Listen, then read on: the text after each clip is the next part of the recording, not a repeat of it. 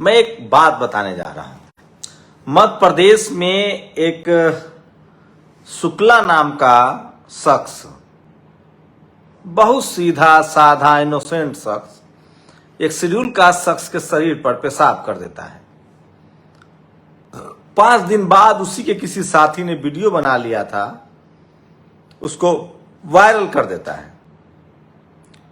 Viral होने के ठीक बाद मुख्यमंत्री कहते हैं कि एनएसए लगेगा।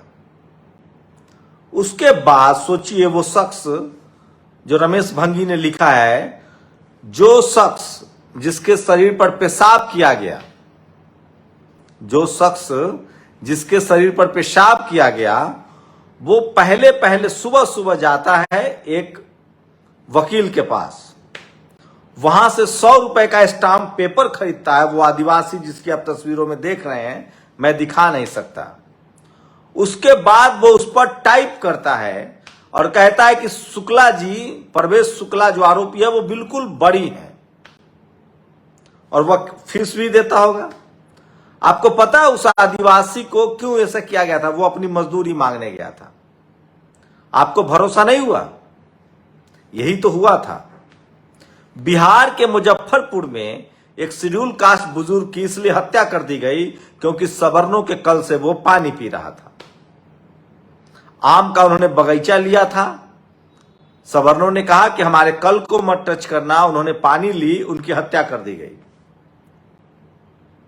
अभी अभी मुझे एक सहारनपुर से फोन आया, एक महिला जिनके पति का एक्सीडेंट हो जाता है, रोड एक्सीडेंट, मौत हो जाती है। एक मिश्रा पुलिस अधिकारी, एक मिश्रा वकील, दोनों मिल जाता है और जो आरोपी रसूखदार है उसको बचा लेता है। उस महिला के बेटे पर भी हमला होता है। तो ये तो मैंने एक वानगी बताई है। दिल्ली में एक मुस्लिम महिला के साथ कई बार से छेड़छाड़ हो रही है।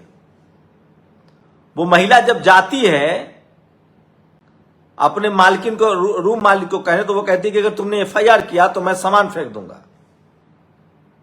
ऐसे रोज अनगिनत कहानियां मेरे पास आती है, रोज। हकीकत, सच्चाई। बताइए मैं क्या करूं, क्या जवाब दूं इन लोगों को? एक मामूली सा पत्रकार हूं, वो भी यूट्यूब चैनल पर। कोई टीवी का संपादक भी नहीं हूं कि रिपोर्टर को कहूं कि इस स्टोरी को करके लाओ। कोई तकनीक भी नहीं है, कोई संसाधन भी नहीं है। बट अब मैंने तय किया है कि रोज इन लोगों की कहानियां सुनाऊंगा और जितना हो सकता है लोगों से बात करूंगा, उनकी कहानियों को रिकॉर्ड करूंगा, उनकी तकलीफों को रिकॉर्ड करूंगा। इस देश में 10% लोगों के पास न्याय संभव है, और वो भी तब जब आपके पास सामाजिक संपत्ति हो। सामाजिक संपत्ति मतलब जान पहचान, आपके पास आर्थिक संपत्ति हो और आप पढ़े लिखे हों। इस देश में कोई दलित हो, आदिवासी हो, पिछड़े हो, और जो पढ़ा लिखा नहीं है, सिस्टम से बाहर है, गरीब के लिए न्याय मिलना मुश्किल है। यह बात फैक्ट है। लेकिन अगर आप एससी, एसटी, ओबीसी हैं और अमीर भी हैं, तो फर्क पड़ता है कि किससे लड़ रहे हैं। अगर आप शेड्यूल कास्ट से लड़ रहे हैं तो आपको डरने की जरूरत नहीं है। ट्राइबल से लड़ रहे हैं तो डरने की जरूरत नहीं है। पिछड़ा से लड़ रहे हैं तो भी डरने की जरूरत नहीं है, क्योंकि ये लोग सिस्टम एग्जिस्ट ही नहीं करते हैं। तो सोचिए, ये इस तरह के हालात हैं, इस तरह की चीजें हैं, और मतलब मुझे तो समझ में नहीं आता है कई बार कि इसका सॉल्यूशन क्या है। जो लोग सत्ता में बैठे हुए हैं वो क्या चाहते हैं, और जो लोग इस तरह के कर रहे हैं उनका क्या किया जाए। आप कल्पना कर सकते हैं कि इस देश में सोशल मीडिया पर जिस तरह से वीडियो वायरल हुआ, उस आरोपी का, पुलिस का रवैया उसके साथ कैसा था। यहां वकील, मैं इस देश के तमाम लोगों से कह रहा हूं, अगर आपके साथ कोई अन्याय, अत्याचार हो रहा है तो गलती से भी आप वकील आरोपी के जाति का मत कीजिए। अगर आपके साथ आरोप, अत्याचार और अन्याय हो रहा है तो गलती से भी उस जाति का वकील मत कीजिए जो आरोपी की जाति है। अगर आपकी दूसरी जाति है तो कोशिश कीजिए कि आप जिस कम्युनिटी से हैं उसी कम्युनिटी का वकील करे, हो सकता है कि वो आपकी लड़ाई लड़े।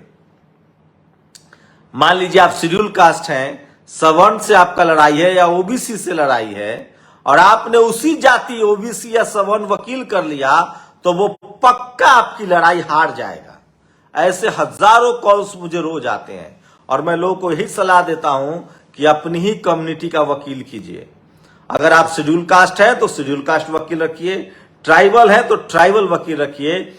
मैं फिर कह रहा हूं, इस देश में सभी को न्याय तभी मिलना शुरू होगा जब चपरासी से लेकर चीफ जस्टिस तक बाबा साहेब के संविधान के मुताबिक डाइवर्सिटी होगा, और हर जाति मजहब के लोग सत्ता में होंगे, चाहे थाना हो, पुलिस हो, कचहरी हो, कोर्ट हो, एसपी हो, डीएम हो, सीएम हो, पीएम हो।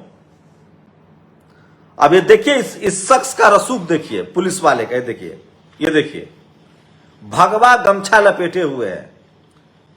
पुलिस वाले ने ऐसे पीठ ठोका है जैसे लग रहा है कि कोई बात नहीं है, क्या हुआ तुमने कुछ कर दिया तो। मुझे तो लगता है इसको बढ़िया से चाय नाश्ता पानी सब कुछ दिया होगा। आज बुलडोजर गया इसके घर पर चलने, मात्र एक कुछ पौधे और थोड़ी सी छतरी गिरी, इसके माता पिता रोने लगे, कहे कि ये मेरा पुश्तैनी घर है। और तमाम सवर्ण समाज के पत्रकार, लिबरल सोकल पत्रकार इस बात की हामी भरने लगे कि जो गलती इसने की है उसी की सजा इसके परिवार को क्यों मिले। यह बात मुसलमानों के घर बुलडोजर चल रहा था तब आपको समझ में नहीं आता था। यह बात जब दलितों के घर बुलडोजर चलता है तब आपको समझ में नहीं आता है। यह बात जब एक ब्राह्मण समाज के घर पर बुलडोजर चलने गया तभी समझ में आता है आपको। सुधीर चौधरी, अमीश देवगन, चित्रा त्रिपाठी, रूबिका लियाकत ने कोई ट्वीट किया क्या? नहीं ना। ठीक पप्पू यादव का बयान है, अभी संभल जाओ नहीं तो 2024 के बाद बीजेपी वाले पूरे देश के लोगों पर मुतेंगे। मूत्रकांड आरोपी, ये वीडियो देखिए, एक बार फिर से देखिए।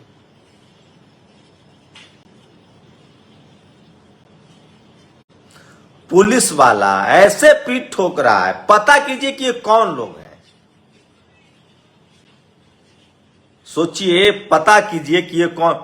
मूत्रकांड आरोपी परवेश शुक्ला भगवा रंग का गमछा लपेटकर पुलिस स्टेशन में के परिसर में आराम से टहलते हुए दाखिल होता है। पुलिस अधिकारी 2 बार आरोपी की पीठ थपथपाकर उसकी हौसला अफजाई करता है। कमरे में दाखिल होने के बाद क्या पुलिस ने आरोपी को भोजन या चाय नाश्ता भी कराया? बस यह पूछ रहा हूं। निधि अम्बेडकर लिखती हैं, परवेश शुक्ला भगवा गमछा लपेट कर आया, पुलिस वाले ने उसकी पीठ पर थपकी दी और शुक्ला ने हीरो की तरह थाने में एंट्री ली। आप सोचिए, यह हालत है। परवेश शुक्ला को पुलिस अरेस्ट करके ले जा रही है। वीडियो गौर से देखिए और बताइए, क्या पीठ थपथपाया जा रहा है? यही अगर पेशाब करने वाला कोई दलित, पिछड़े, मुसलमान होते तब क्या हो रहा होता देश में?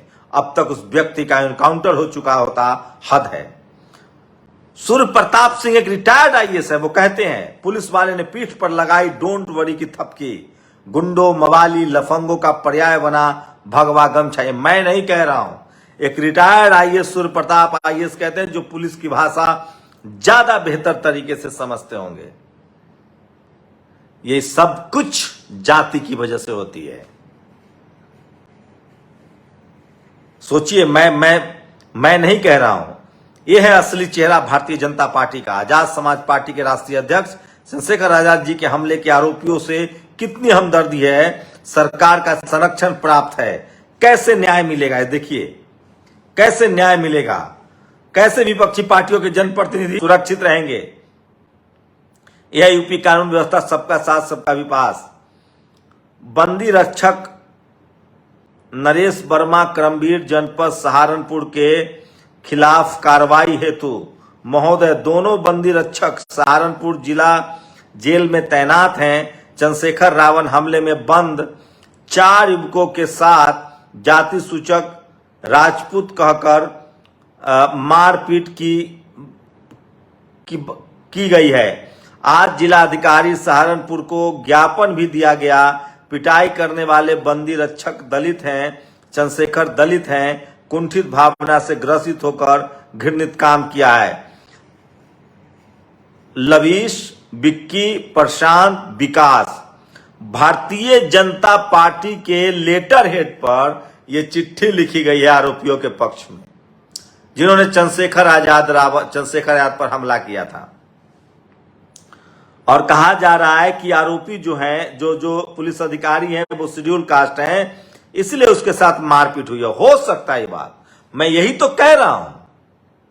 इस देश में जब तक बराबरी की डाइवर्सिटी नहीं आएगी तब तक यही सब चलता रहेगा, आप कुछ नहीं कर सकते हैं। और मैं इसीलिए कह रहा हूं कि सोशल मीडिया ही सच्चा मीडिया है, सोशल मीडिया ही बहुजन मीडिया। और सोचिए, उसका घर नहीं ढाया गया। ये देखिए, पुराना घर को जो है, जो एल्वेस्टर्स था, उसको तोड़ दिया गया है।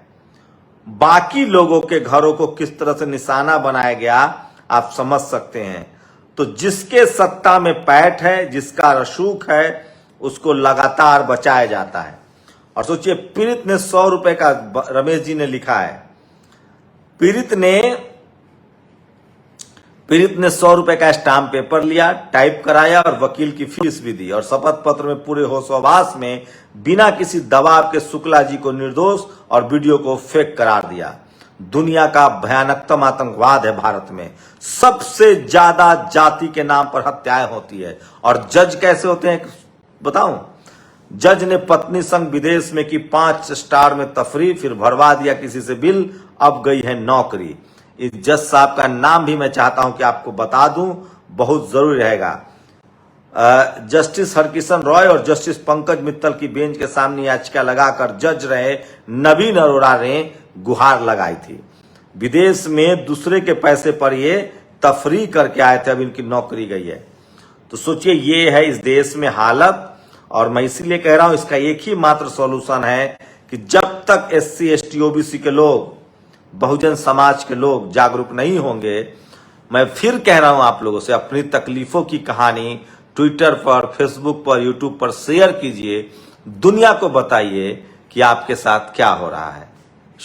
नेशनल दस्तक की आपसे गुजारिश है कि अगर इसको बचाना चाहते हैं तो नेशनल दस्तक को सब्सक्राइब करने के लिए रेड कलर के सब्सक्राइब बटन को दबाएं, फिर बेल आइकन की घंटी दबाएं। नेशनल दस्तक को बचाने के लिए बहुत जरूरी है कि हर खबर को शेयर करें, लाइक करें, कमेंट जरूर करें।